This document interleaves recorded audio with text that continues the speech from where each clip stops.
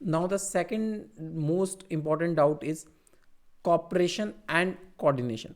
दो ये second doubt है जो बच्चों ने मेरे से पूछा था इस चैप्टर से, कॉपरेशन और कोऑर्डिनेशन में क्या अंतर है। मैं आपको सिंपल भाषा में समझाने की कोशिश करता हूँ पहले, फिर डिफरेंस को देख लेंगे। वैसे difference is not the part of our syllabus, ये हमारे सिलेबस का पार्ट नहीं है, फिर भी कई बार हमें बच्चे कंफ्यूज हो जाते हैं कि इन दोनों वर्ड में अंतर क्या है फिर कॉपरेट करने में और कॉपरेशन कोऑर्डिनेशन में। तो सबसे पहले बात करते हैं कॉपरेशन में। और कॉपरेशन का मतलब होता है कि एक दूसरे के साथ एडजस्ट करते हुए चलना, कॉपरेट करते हुए चलना। एग्जाम्पल लेके चलिए कि आप एक बस में ट्रैवल कर रहे हैं और वो दो वाली सीट पर दो लोग बैठे हुए हैं। एक बच्चा आया आपके पास और आपने बच्चे को खड़ा हुआ देखा, छोटा सा बच्चा था, तो आपने अपने जो साथ में बैठा हुआ था उसको बोला भाई थोड़ा सा खिसक जाओ, थोड़ा सा खिसक जाओ, इस बच्चे को भी बिठा लेते हैं। तो आप जो व्यक्ति वो खिसक गया थोड़ा सा और उसने जगह बना दी आप दोनों ने उसके लिए, तो आप लोगों ने क्या किया, कॉपरेट किया। यहाँ पर आप दोनों ने एक दूसरे के साथ एडजस्ट किया ताकि उस व्यक्ति को भी वहाँ पे जगह मिल सके। तो दीज आर कॉल्ड कॉपरेशन। वैसे ही क्लास में भी अक्सर होता है ना कि टीचर कई बार ऐसा हो रहा होता है कि लाइट प्रॉपर नहीं होती है। जैसे मैं ऑनलाइन पढ़ाता हूँ तो कई बार आवाज़ क्लियर नहीं आ रही होती है, कई बार स्क्रीन क्लियर नहीं दिख रही होती है, तो टीचर बोलता है थोड़ा सा एडजस्ट कर लो, मीन्स कॉपरेट कर लो, थोड़ा हम लोगों के साथ एडजस्ट करते हुए चलो। तो जब आप अपने म्यूचुअल डिसीजन से डिसाइड करते हो कि एडजस्ट करना है कि नहीं करना है, अगर आप एडजस्ट करते हो सामने वाले के साथ, it means you are cooperating with other. लेकिन जब सब लोग एक दूसरे के साथ धीरे धीरे कॉपरेट करने लगते हैं तो टीम में एक कल्चर बिल्ड हो जाता है एक दूसरे के साथ कॉपरेट करने का, मतलब एडजस्ट करने का सबके साथ। उसकी भावनाओं की हम कदर करते हैं, हमारी भावनाओं की वो कदर करेगा, तो एक दूसरे के साथ क्या कर रहे हैं, कॉपरेट कर रहे हैं। और इससे जो रिजल्ट निकलता है पूरी ऑर्गेनाइजेशन में डेवलप हो जाता है कोऑर्डिनेशन।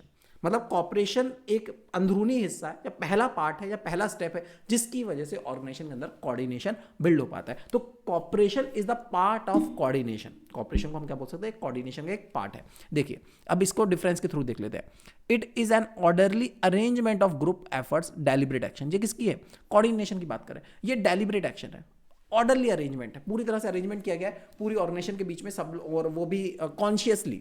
डेलिब्रेट का मतलब होता है अपनी इच्छा से किया जाने वाला, तो डेलिब्रेटली किया गया है अरेंजमेंट ताकि सब लोगों के एफर्ट्स एक साथ आ सके। और इसका मतलब होता है म्यूचुअल हेल्प करना, आपस में अंडरस्टैंडिंग के साथ एक दूसरे की हेल्प करना, एक दूसरे के साथ एडजस्ट करना।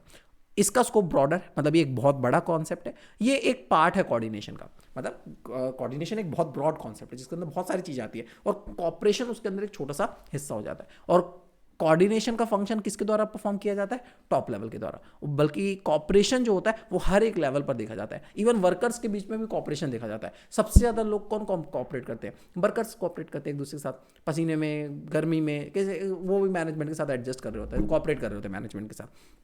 वही बोला हमारी मांगे पूरी करो, तो इसका मतलब वो क्या है, कॉपरेट नहीं कर रहे मैनेजमेंट के साथ, लड़ाई झगड़ा करने लगे तो वो क्या करें, एक दूसरे के साथ कॉपरेट नहीं कर रहे। लेकिन हर जगह पे कॉपरेशन देखा जाता है, हर एक लेवल पर कॉपरेशन देखा जाता है। कोऑर्डिनेशन भी हर लेवल पे जरूरत होती है, लेकिन परफॉर्म का फंक्शन जो इसको करने का काम जो होती है, जिम्मेदारी जो होती है कोऑर्डिनेशन को, वो टॉप लेवल की होती है। और कॉपरेशन की जिम्मेदारी हर व्यक्ति की होती है एक दूसरे के साथ। हमें भी अपनी लाइफ में एक दूसरे के साथ कॉपरेट करते हुए चलना चाहिए ताकि लड़ाई झगड़े के चांसेस कम हो और हम शांतिपूर्वक अपने जीवन को निकाल सकें। उसके बाद requirement, required by employees and department at work. ये किसकी कोऑर्डिनेशन की रिक्वायरमेंट कहाँ होती है, एम्प्लॉयज़ में भी होते हैं, डिपार्टमेंट्स भी होते हैं। और कॉपरेशन विलिंगनेस है, अब तुम एक दूसरे के साथ कॉपरेट करना चाहो तो करो, नहीं करना चाहो तो ना करो। नहीं करोगे तो दिक्कतें होंगी, हो सकता है प्रॉब्लम थोड़ी बहुत क्रिएट हो, लेकिन ये आपकी इच्छा के ऊपर डिपेंड है। मन करे, हम लोग कई बार कॉपरेट नहीं भी करते। फॉर एग्जाम्पल दो आंटी लोग बस में बैठी हुई हैं और एक अंकल आ जाएं और वो बोलें कि मुझे सीट दे दो, तो वो आंटी लोग कभी कॉपरेट नहीं करेंगे, वो नहीं बिठाएंगे। लेकिन दो अंकल लोग बैठे हैं, एक आंटी आ जाएंगी तो बोलेंगे मुझे सीट दे दो, तो अंकल कॉपरेट कर लेंगे। तो लड़के लोग ज़्यादा कॉपरेटिव होते हैं एज कम्पेयर टू गर्ल्स, यहाँ पे देखने को मिलेगा। तो ये विलिंगनेस अपनी इच्छा के ऊपर डिपेंड करता है। और इट स्टैब्लिश फॉर्मल और इनफॉर्मल रिलेशनशिप। कोऑर्डिनेशन की वजह से दोनों ही रिलेशन डेवलप होते हैं, फॉर्मल भी हो सकता है, इनफॉर्मल रिलेशन भी हो सकता है। लेकिन इसमें जो कॉपरेशन होता है ये सिर्फ इनफॉर्मल रिलेशन में होता है। हम एक दूसरे के साथ कॉपरेट तभी तो करते हैं जब हम एक दूसरे के साथ इनफॉर्मली जानते हैं, फ्रेंड्स हों, हम बाहर की दुनिया के साथ हम किसी के साथ कॉपरेट नहीं करते। हम उन्हीं लोगों के साथ कॉपरेट करते हैं जिनको हम पर्सनली जानते हैं। और दोस्त बोलेगा ए चल ना हमारे साथ वहाँ पे चल घूमने, कोई बाहर का व्यक्ति बोले तो नहीं जाएंगे, लेकिन हमें अगर काम भी होगा और दोस्त बोलेगा तो हम उसके साथ कॉपरेट करते हैं, उसके साथ एडजस्ट करते हैं और चले जाते हैं। That is informal relation.